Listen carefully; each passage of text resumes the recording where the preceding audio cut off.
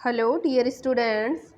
आज हम पढ़ेंगे सूर्यमल मिश्रण वीर सतसई के 20 दोहे जो सूर्यमल मिश्रण के द्वारा लिखे गए हैं। आप सब लोग जानते हैं सूर्यमल मिश्रण वीर रस के एक बहुत ही प्रधान कवि के रूप में जाने जाते हैं। लेखक का नाम देखें। सबसे पहले सूर्यमल मिश्रण, जिनका एक नाम रविमल भी मिलता है। इनका जन्म कार्तिक बदी एकम संवत 1872 में हुआ था। संवत यानी विक्रमी संवत में हुआ था। मृत्यु देखें तो आषाढ़ बदी एकादशी संवत 1925 विक्रमी। अगर आपको इसको ईसवी सन में निकालना है तो इसमें से 75 आप माइनस कर सकते हैं, तो वो ईसवी सन आ जाएगी। नोट लगा के एक बिंदु बताया है कि इनकी जन्म मृत्यु तिथि का यह मत जोधपुर निवासी विद्वान मुंशी देवी प्रसाद के अनुसार माना गया है। जयपुर निवासी ठाकुर साहब मुरारी दान जी के कमरे में इनका एक चित्र लगा हुआ है, जिस पर इनकी जन्म तिथि में बदी के स्थान पर सुदी यानी शुक्ला पक्ष लिखा हुआ है। अर्थात इस चित्र के अनुसार हम देखें तो इनके जन्म और मृत्यु तिथि में बदी के स्थान पर हम सुदी लगा देंगे, जैसे कार्तिक सुदी एकम संवत 1872 और निधन आषाढ़ सुदी एकादशी संवत 1925 विक्रमी। श्री मोतीलाल मेनारिया द्वारा रचित राजस्थानी साहित्य की रूपरेखा पुस्तक के अनुसार इनकी मृत्यु की तिथि विक्रमी संवत 1920 मानी जाती है और मिश्र बंधुओं द्वारा रचित है रचना मिश्र बंधु विनोद। इस पुस्तक के अनुसार भी इनकी निधन की तिथि विक्रमी संवत 1920 ही मानी जाती है। इनके पिताजी का नाम श्री चंडीदान जी था और माता का नाम भवान बाई कुम्हारिया, जो जयपुर के ठाकुर जोरावर सिंह की पुत्री थी। इनका वंश था मिश्रण, या जिसको मिश्रण के नाम से भी जानते हैं। इनका जन्म स्थान है बूंदी राजस्थान। गुरु का नाम है दादूपंथी थे श्री स्वरूप दास जी और दूसरे गुरु श्री आसानंद जी। विवाह संस्कार के रूप में देखें तो इनके 6 विवाह हुए थे और इनके पत्नियों के नाम थे दोला, सुरजा, विजयिका, जसा, पुष्पा और गोविंदा। अनुज का नाम, इनके छोटे अनुज का नाम जयलाल था। अगर हम इनके पुत्र का नाम देखें तो पुत्र का नाम मुरारी दान। ये माना जाता है कि ये इनके पुत्र नहीं बल्कि इनके दत्तक पुत्र थे। इन्हीं के द्वारा जयपुर महाराजा राम सिंह जी की आज्ञा से सूर्यमल जी द्वारा रचित वंश भास्कर के अपूर्ण अंश को पूरा किया गया था। यानी वंश भास्कर रचना जो सूर्यमल मिश्रण द्वारा लिखी गई थी, उसको पूरा करने का कार्य इनके पुत्र मुरारी दान के द्वारा किया गया था। इनके प्रमुख शिष्य देखें तो गणेश पुरी जी, जो वीर विनोद के लेखक माने गए हैं, श्री वल्लभ जी बारहट, सीताराम जी बारहट, हरदान जी बारहट, विजयनाथ जी खिड़िया, मोतीराम जी जतनू, बख्शीराम जी बारहट, धूकल जी महड़ और मंगल प्रसाद जी राव तथा इन्हीं के दत्तक पुत्र श्री मुरारी दान जी इनके शिष्य थे। प्रमुख रचनाओं के बारे में देखें तो वंश भास्कर, बलवद विलास, छंदोमयूख, वीर सतसई। अन्य रचनाएं देखें तो राम रंजाट, सती रासो, फुटकर कवित सवैये, धातु रूपावली, ये इनकी प्रमुख रचनाएं हैं। राम रंजाट तो ये कहा जाता है जब ये 10 साल की उम्र में थे तभी इन्होंने राम रंजाट की रचना कर दी थी। वीर सतसई में हम देखें तो कुल 288 दोहे इनके द्वारा लिखी हुई वीर सतसई में मिलते हैं। रचनाकार माने तो संवत 1914 रचनाकाल माना जाता है और 1914 संवत माने तो इसकी सन अगर निकालनी हो तो उसमें से 57 साल हम घटा देंगे तो 1857 आ जाएगा और 1857 की क्रांति के समय वीर सतसई की रचना मानी जाती है। भाषा देखें तो अर्वाचीन डिंगल भाषा में इन्होंने लिखा। शैली औज गुण प्रधान शैली है। तो ये गुण आप काव्य शास्त्र में जानते हैं, 3 प्रकार के गुण होते हैं, प्रसाद, माधुर्य और औज गुण। औज गुण जो है वो वीर रस के अंतर्गत माना जाता है। उत्साह है रस के अंतर्गत औज गुण की प्रधानता होती है। रस है इनके वीर रस। अलंकार देखें तो वैण सगाई अलंकार जो राजस्थानी का एक प्रमुख अलंकार है। वैण सगाई, अनुमान और पर्यायोक्ति ये इनके प्रमुख अलंकार हैं। सबसे पहले हम इनका दोहा देखते हैं तो वो देखे पहला दोहा। लाऊं पे सिर लाज हूँ सदा कहाऊं दास, गण हवे गाऊं तुझ गुण पाऊं वीर प्रकाश। तो देखिए सबसे पहले ये गणेश जी की वंदना करते हैं। हम भी जब कोई भी कार्य की शुरुआत करते हैं तो सबसे पहले गणेश जी को याद करते हैं। तो इनके द्वारा भी मंगलाचरण के रूप में गणेश जी को याद किया गया है। तो देखिए इसका अर्थ क्या है। लाऊं पे सिर लाज हूँ, लाऊं यानी लाता हूँ, पे यानी पर, सिर यानी सिर को, लाज यानी लज्जा के स्वरूप यानी लज्जा स्वरूप। सदा कहाऊँ दास, और मैं सदा ही आपका दास, आपका सेवक कहलाता रहूं। गण हवे गाऊं तुझ गुण, गण यानी कि हे गणपति महाराज, गाऊं तुझ गुण, मैं तुम्हारे गुणों का गुणगान करता रहूं। पाऊं वीर प्रकाश, और वीरता के प्रकाश को प्राप्त करता रहूं, क्योंकि ये वीर रस से संबंधित रचनाएं लिख रहे हैं, दोहे लिख रहे हैं, तब ये कह रहे हैं कि मैं वीरता के प्रकाश को प्राप्त कर सकूं। तो इस मंगलाचरण में सूर्यमल मिश्रण जी गणेश जी की वंदना करते हुए कहते हैं कि हे गणपति, मैं आपके चरणों में लज्जा स्वरूप अपने सिर को झुकाता हूँ, क्योंकि मैं आपका एक दास कहलाता हूँ। हे गणपति, मैं आपका गण, आपका सेवक बनकर आपका गुणगान करता हूँ। गण हवे यानी कि गण बनकर आपका गुणगान करता हूँ। गण यानी भी सेवक होता है, जिससे कि मुझे वीरता रूपी प्रकाश को मैं प्राप्त कर सकूं। तो इसकी व्याख्या देख लें। एक मंगलाचरण के रूप में लिखित प्रस्तुत दोहे में कवि सूर्यमल मिश्रण गणेश जी की वंदना करते हुए कहते हैं कि हे गणपति, मैं आपके चरणों में लज्जा से अपना सिर झुकाता हूँ, क्योंकि मैं आपका दास हूँ। अतः हे गणपति, मैं आपका गण, आपका सेवक होकर आपके गुणगान करता हूँ, जिससे मुझे वीर रस का प्रकाश प्राप्त हो सके। दूसरा दोहा देखें। आणी उरजाणी अतुल, गाणी करण अगूढ़, बाणी जगराणी वले, मैं चिंताणी मूढ़। तो ये सरस्वती मैया के लिए कहा गया है। आणी उरजाणी अतुल, आणी यानी कि आना, आह्वान करना, उर यानी हृदय, जानी यानी जानना, अतुल यानी होता है अतुलित, गाणी करण अगूढ़, अगूढ़ यानी कि सरलतम रूप में मैं आपका गुणगान करना चाहता हूँ। बाणी यानी सरस्वती, जगरानी यानी जगत की रानी, मैं चिंताणी मूढ़, चिंताणी यानी चिंतित, मूढ़ यानी होता है मूर्ख। तो यहाँ पर सूर्यमल मिश्रण क्या कहते हैं कि मैंने अपने हृदय में वाणी को कई बार आह्वान किया है। उर आणी कि मैंने अपने हृदय से कई बार बुलाया। जानी अतुल, और बुलाने पर मैंने जाना कि इसकी अतुल महिमा है। किसकी? सरस्वती की बात कर रहे हैं कि इसकी अतुल महिमा है। गानी करण अगूढ़, और मैं उनके गुणगान करता रहा ताकि मैं उनके स्वरूप को सरलता से स्पष्ट कर सकूं।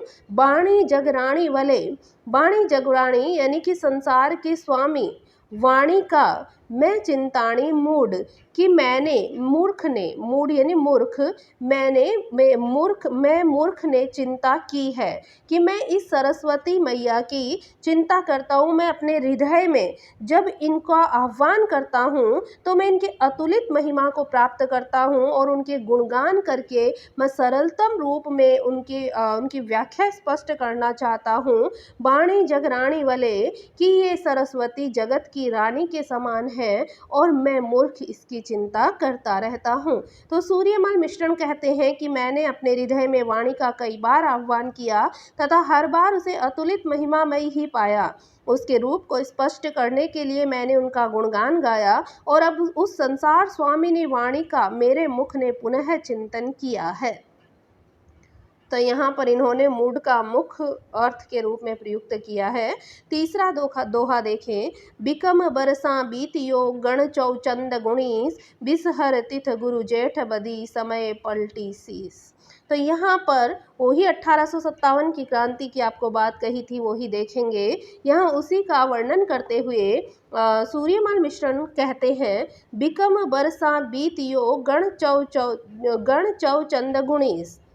बिकम यानी विक्रमी संवत, विकम का अर्थ है विक्रमी संवत, बरसा यानी बरस, बीती यानी बीत चुके, गण चौ चंद गुणेश कि चौ यानी 4, चंद चंद्रमा कितना है 1, गुणेश यानी 19, चौ चंद गुणेश यानी 4, चौ का अर्थ हो जाएगा 4, चंद्रमा 1, गुणेश यानी कि 19। तो क्या हो जाएगा 14 और 4 1 19 यानी कि 1914। इस प्रकार से इन्होंने बताया है। बिसहर तिथ गुरु जेठ बदी, बिसहर यानी विषहर, तिथि यानी तिथि, गुरु यानी गुरुवार, जेठ बदी यानी ज्येष्ठ माह का, बदी पक्ष यानी कि कृष्ण पक्ष, समय पलटी शीस कि समय ने अपना सिरा पलट लिया, कि समय में बहुत परिवर्तन हो गया। क्या परिवर्तन हुआ देखें।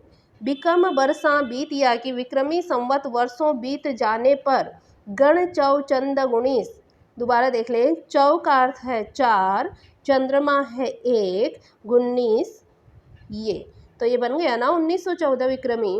तो यहाँ पर क्या कह रहे हैं कि बहुत सारे विक्रमी संवत बीतने पर 1914 का वर्ष आया था। विषहर तिथि थी, यानी नाग पंचमी की तिथि थी, गुरुवार था, ज्येष्ठ माह के कृष्ण पक्ष का महीना था और समय ने गुरुवार को सिर पर समय ने पलटा खा लिया था, अर्थात परिवर्तन आया था, क्योंकि 1857 की क्रांति प्रारंभ हुई थी। तो व्याख्या देखें। प्रस्तुत दोहे में वीर सतसई के रचना काल का उल्लेख करते हुए कवि मिश्रण जी कहते हैं कि विक्रम संवत का 1914वां वर्ष बीतने पर ज्येष्ठ कृष्णा पंचमी गुरुवार को सिर पर समय ने पलटा खाया, अर्थात इसी दिन से समय के परिवर्तन, राजनीतिक उथल पुथल से वीर सतसई का निर्माण प्रारंभ हुआ था। अगला दोहा देखें। इसमें ये वीरों को सचेत कर रहे हैं। तो इसके अंतर्गत देखेंगे, इक डंगी गिण एकरी भूले कुल सा भाव, सूरा आलस एस में अकज गुमाई आव।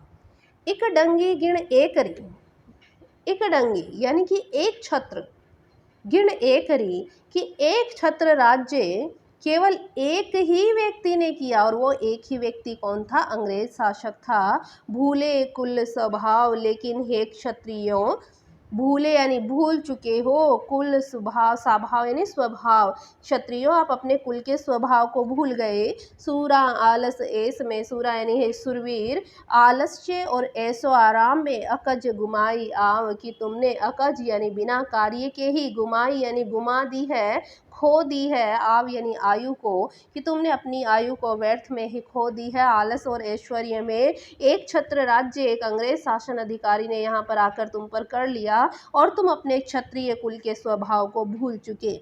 तो यहाँ वीर रस कवि सूर्यमल मिश्रण जी कहते हैं कि वह समय विक्रमी संवत 1914 का समय एक ऐसा समय था जब किसी एक का आधिपत्य स्वीकार कर शूरवीर अपने कुल एवं स्वभाव को भूल गए थे। ये शूरवीर आलस्य और ऐशो आराम में ही अपनी आयु को व्यर्थ में खो रहे थे। अगला देखेंगे। इणवेला रजपुत वे रजस गुण रंजाट, सुमरण लगा वीर सब वीरारो कुलभाट। इणवेला रजपूत वे, इन यानी इस, बेला यानी होता है समय, रजपूत यानी राजपूत शासक, रजस यानी रजत्व का गुण, राजगुण, रंजाट यानी होता है रंगे हुए, सुमिरन यानी स्मरण करना, वीर यानी जो सुरवीर हैं वो, बीरारो कुलभाट, बीरारो यानी वीरोरा, कुलभाट यानी वंश परंपरा का मार्ग, बाट यानी होता है मार्ग, कुल परंपरा का मार्ग। तो यहाँ कह रहे हैं सूर्यमल मिश्रण कि ऐसे इस समय में वे सब वीर क्षत्रिय जो वीरता के गुण में रंगे हुए थे, इस बेला रजपूत वे कि इस समय वो राजपूत, रजस गुण रंजाट जो राजपूत जो क्षत्रिय गुण में रंगे हुए थे, वीरों के बल में रंगे हुए थे, सुमरण लगा वीर सब, तो वीरों के उस कुल के सारे लोग उस मार्ग को, वीरारो कुलभाट कि वीरों के उस कुल मार्ग को वो याद करने लगे। जब पराधीनता के बंधन में वो बंध गए थे तब उनको अपने कुल की मार्ग की याद आई और वो उस बंधन को तोड़ फेंकने की तैयारी करने लगे। तो इण वेला रजपूत वे रजस गुण रंजाट, सुमरण लगा वीर सब वीरारो कुलभाट कि इस प्रकार के समय में वे सभी राजपूत जो रजोगुण में अनुरक्त थे, वीरों के परंपरागत कुलमार्ग का स्मरण करने लगे, यानी अपनी वीरता को याद करने लगे। इसके अगला दोहा है। सतसई दोहा मई मिशन सूरज माल, जपे भड़खाणी जठे सुने कायरा साल। सतसई दोहा मई, सतसई यानी जो सतसई लिखी गई है वो दोहों में लिखी गई है।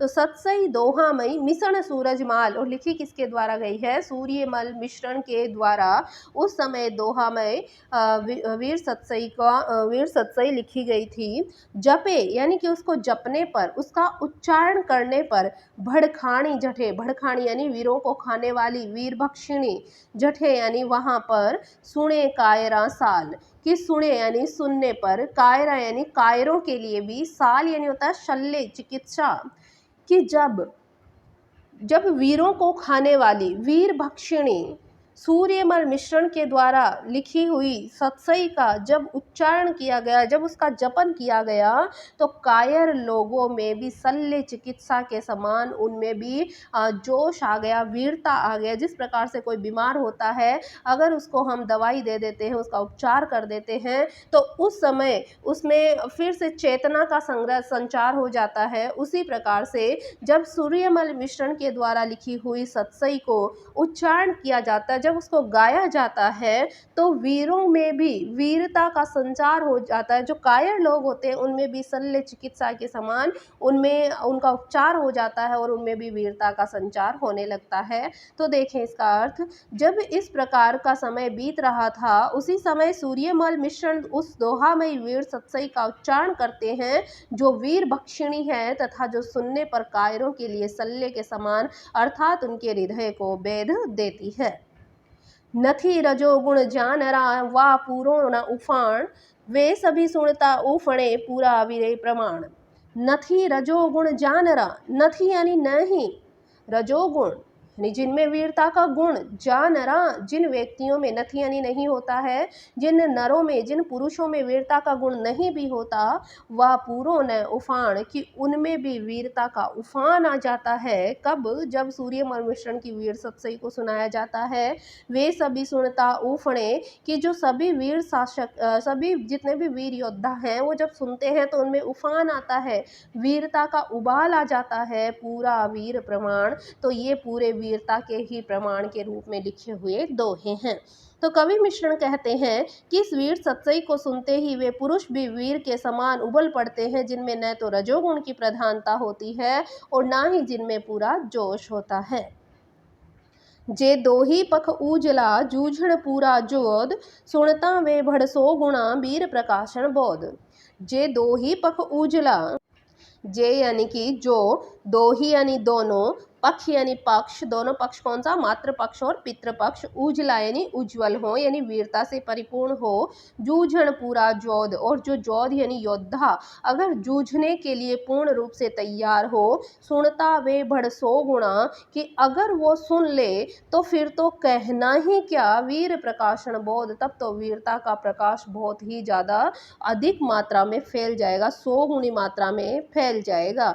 कि अगर जिस व्यक्ति में दोनों पक्ष अगर उज्जवल हो, मातृ पक्ष और पितृ पक्ष दोनों में ही अगर वीरता का संचार हो और वो स्वयं भी युद्ध के लिए योद्धा जूझने वाला हो, तब तो उसके सुनते ही 100 गुणा उबाल उसमें वीरता का प्रकाश आ जाएगा। तो देखें व्याख्या, कवि मिश्रण कहते हैं कि ऐसे पुरुष जिनके दोनों ही पक्ष अर्थात मातृपक्ष और पितृपक्ष उज्जवल है तथा जो युद्ध में पूर्ण रूपेण जूझने वाला है, उनका तो कहना ही क्या, ऐसे योद्धाओं का शौर्य तो इस वीर सतसई के सुनने मात्र से ही 100 गुना बढ़ जाता है। बैण सगाई वालियां पखीजे रसपोस, वीर हुतासन बोल में दिशे हेक न दोष। बेण सगाई भी बताया था। बेण सगाई एक अलंकार होता है जो राजस्थानी की डिंगल भाषा में प्रयुक्त होता है। इसकी विशेषता क्या होती है? इसके चरण के जो प्रथम शब्द होता है उसका प्रथम अक्षर और उसी चरण के अंतिम शब्द का प्रथम अक्षर दोनों सेम होते हैं। तो क्या कह रहे हैं? वेण सगाई वालियां पखी जेस रस पोष, कि वेण सगाई जहाँ पर हो वहाँ पर रस पोषित होता है, कि जहाँ पर शब्दालंकार वेण सगाई का प्रयोग किया जाता है तो वहाँ पर फिर रस की पुष्टि हो जाती है, पोष यानी पुष्टि हो जाती है।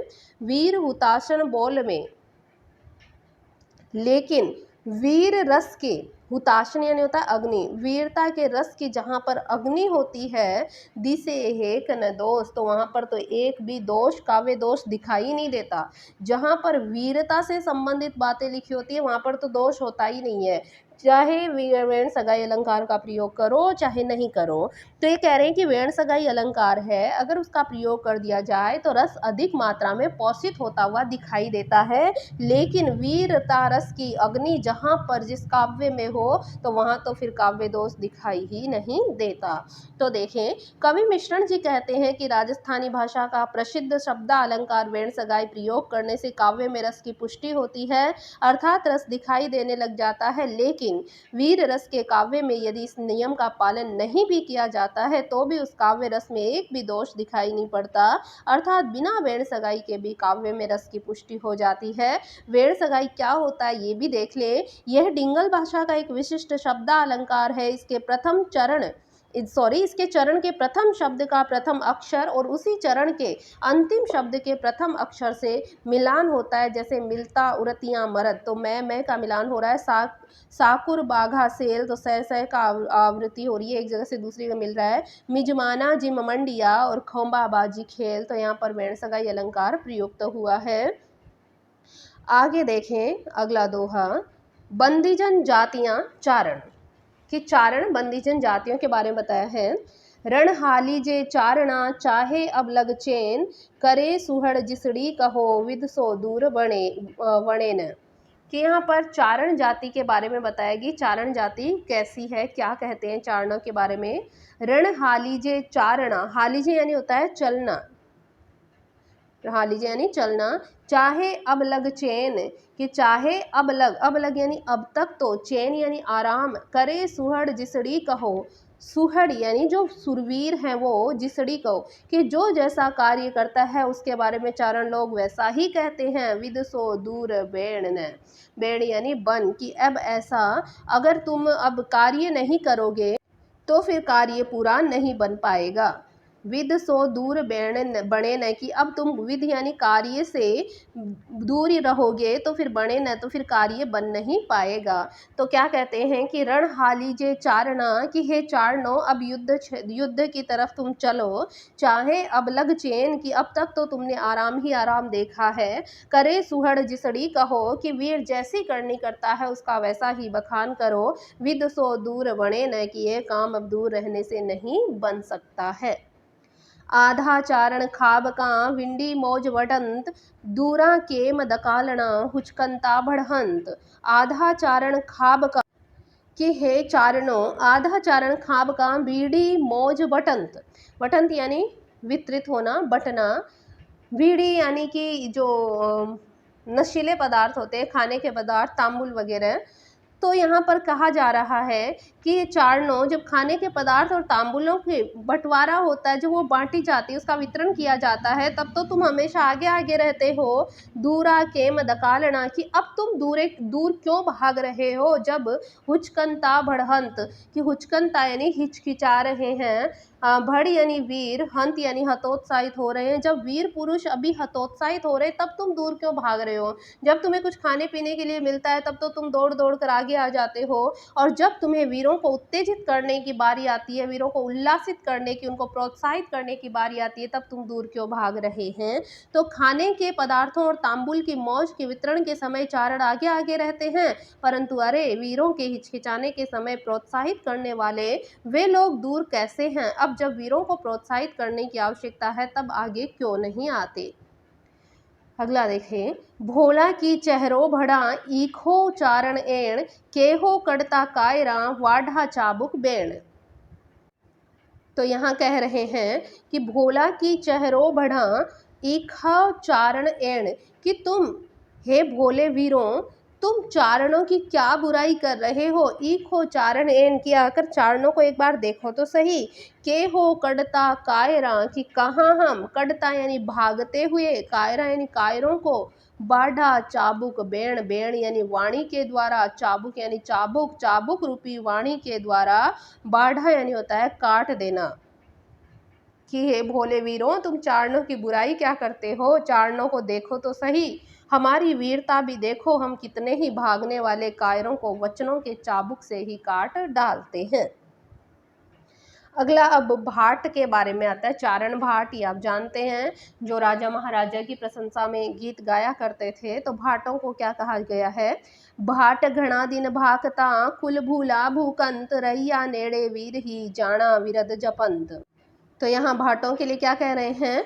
भाट घना दिन भागता, कि हे भाटों तुम्हें घना दिन यानी बहुत दिन हो गए, भागता यानी ये बात कहते हुए, कुल भूला भूकंत, कुल यानी वंश परंपरा को, भूला यानी भूल चुके, भूकंत यानी कि इस भूमि के, कंत यानी स्वामी अर्थात राजा महाराजा राजा क्षत्रिय लोग, रहिया नेड़े वीर ही, रहिया यानी रहेंगे, नेड़े यानी पास में, वीर पुरुषों के पास में, जाना विरद जपंत, विरद यानी वही वीरता की बातों का गुणगान करना, जपंत यानी जपना, कि अब हम देखेंगे कि तुम वीरों की वीरता का कितना बखान करते हो। तो भाट बहुत दिनों से कह रहे थे कि पृथ्वी के स्वामी अर्थात राजा एक क्षत्रिय लोग अपने कुल के धर्म को भूल गए हैं, परंतु अब तो वे वीरों के निकट रहेंगे तभी हम जानेंगे कि वे वीरद गाते हैं, अर्थात वो सच्चे वीरद गायक हैं। अब ढोली को कह रहे हैं, आधा पड़वा ओलगण जागण जीमण जाग, रण झड़ता भड़ दूर को सुनसी सिंधु राग। तो यहाँ ढोलियों को कहा गया है कि हे ढोलियों, रंग महल में गाने बजाने के लिए और बारात में जीवन के लिए तो तुम आगे आगे आते रहते हो, रण झड़ता भड़ दूर को, लेकिन जब युद्ध भूमि में, रण यानी कि युद्ध भूमि में, झड़ता यानी जब युद्ध करते हुए, भड़ दूर को कि जो योद्धा है वो दूर से जब युद्ध करते रहेंगे, सुनसी सिंधु राग, तो तुम्हारे सिंधु राग को वहाँ कौन सुनेगा। सिंधु राग क्या होती है, जिसमें संपूर्ण जाति की वीरता का गायन गाया जाता है। तो ढोलियों का यह कार्य था कि वो उनकी संपूर्ण जो वीरता है उसका बखान किया करते थे।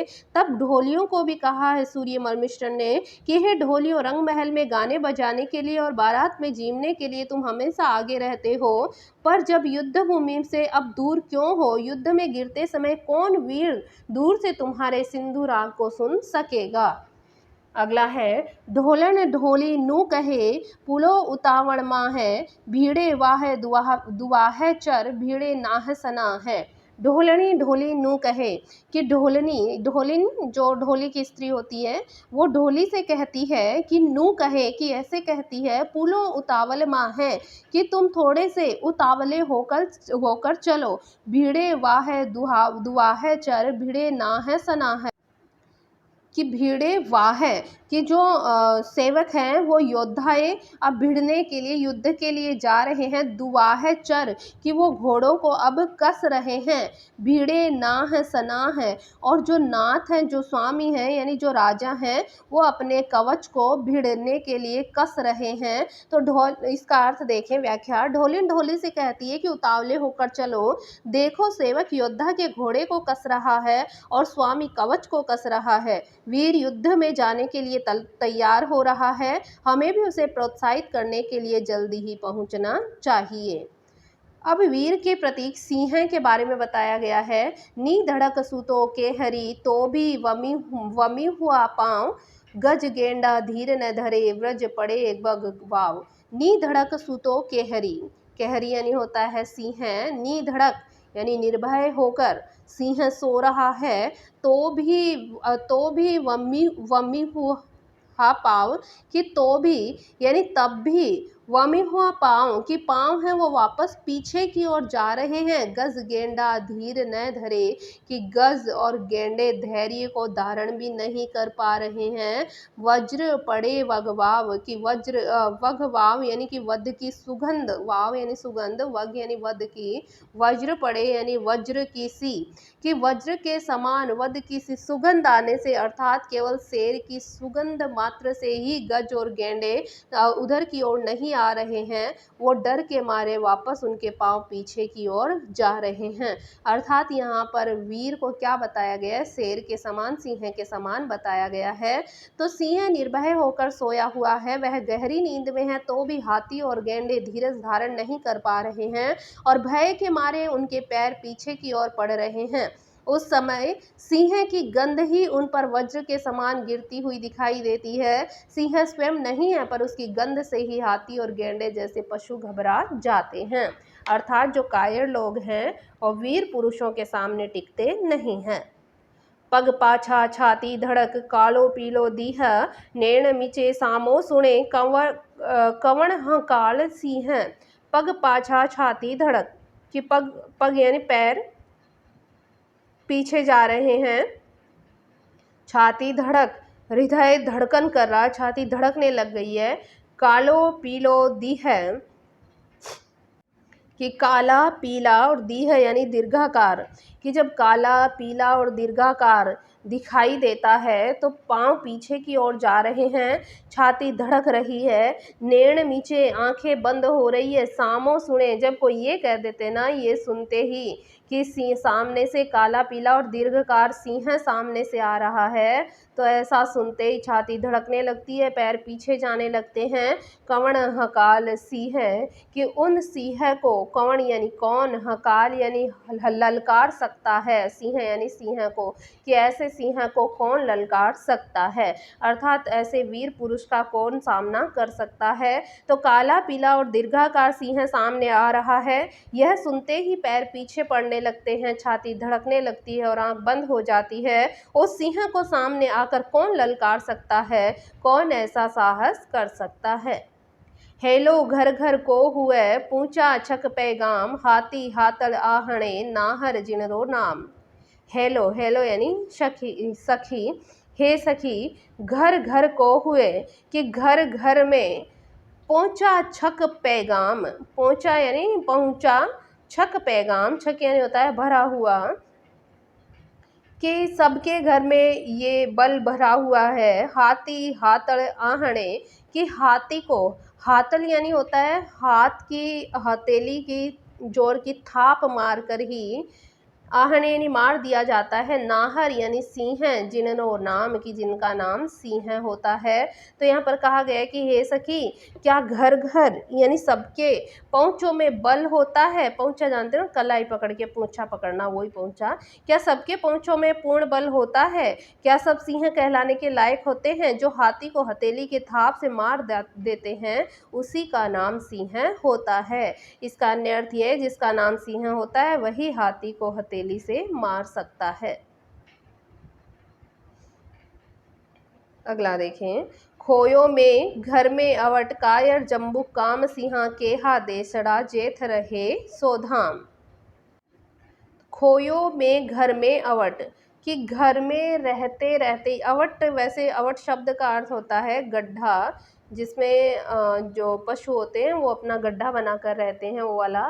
खोयों में घर में अवट, कि घर में रहकर ही जीवन को व्यर्थ गंवा दिया। कायर जम्बुक काम सिंहा के यहाँ देसड़ा, कायर जम्बुक, कि जो कायर होते हैं, जम्बुक यानी होता है गीदड़, कि जो कायर होते हैं, गीदड़ होते हैं, ये ऐसे काम करते हैं कि अपने घर में ही बैठे रहते हैं और अपने जीवन को खोते रहते हैं, अपने जीवन को व्यर्थ में गंवाते रहते हैं।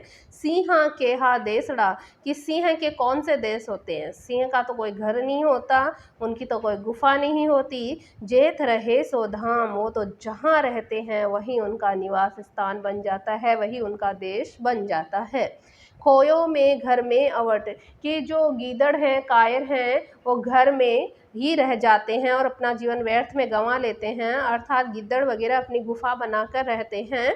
लेकिन शेर का कौन सा सिंह का कौन सी गुफा होती है, सिंह का कौन सा देश होता है? ये तो जहाँ रहते हैं वहीं अपना देश बना लेते हैं। तो घर में रहकर जीवन को व्यर्थ गंवा दिया, यह तो कायरों और गिद्दड़ों का काम है। सिंहों के कौन से अपने देश होते हैं? वे जिस स्थान पर रहते हैं वहीं उनका देश बन जाता है। जिण वन भूल न जामता, गेंद गंवाए गिडराज, तिण वन जम्बुक ताखड़ा उधम मंडे आज। कि जिण वन भूल न जामता, कि जिस वन में भूल से भी नहीं जाते थे, गेंद गंवाए गिडराज, कि गेंदे, गिडराज यानी कि वराह, वराह, गेंडे, बड़े बड़े हाथी, कि जिस वन में भूल से भी नहीं जाते थे। तीन वन जम्बुक ताखड़ा, कि उस वन में आज जम्बुक यानी गिद्दड़, ताखड़ा यानी उद्धत होकर, उधम मंडे, आज उद्धम मचा रहा है। ये अपने देश के देशवासियों कह रहे हैं कि यहाँ पर सिंह के समान वीर पुरुष थे, सिंह के समान वीर पुरुष थे, जो जिनके लिए कहा जा रहा है कि जिण वन भूल न जावता, कि जिस वन में भूलवश भी गेंडे, वराह है, बड़े बड़े हाथी जिस वन में भूलवश भी नहीं जाते थे, आज उसी वन में जम्बुक यानी कि गीदड़ उद्दंड बना हुआ उद्दम मचा रहा है, अर्थात अंग्रेज लोग शासन कर रहे हैं। तो सिंह के यानी कि जिस वन में जिस सिंह के वन में बड़े बड़े हाथी, गेंडे और वराह भी नहीं जाते थे, उसी वन में आज गिद्दड़ उद्दत बने हुए उद्यम मचा रहे हैं। ये देव की गति कितनी विचित्र है। जिस वीर का कभी इतना आतंक था कि बड़े बड़े भी उनके स्थान में जाने का साहस नहीं करते थे, वहाँ आज ओछे लोग उत्पात मचा रहे हैं। तो ये इसका अर्थ है। और इस प्रकार से हमारे वीर सतसई के 20 दोहे कंप्लीट हुए। अगले वीडियो तक के लिए धन्यवाद।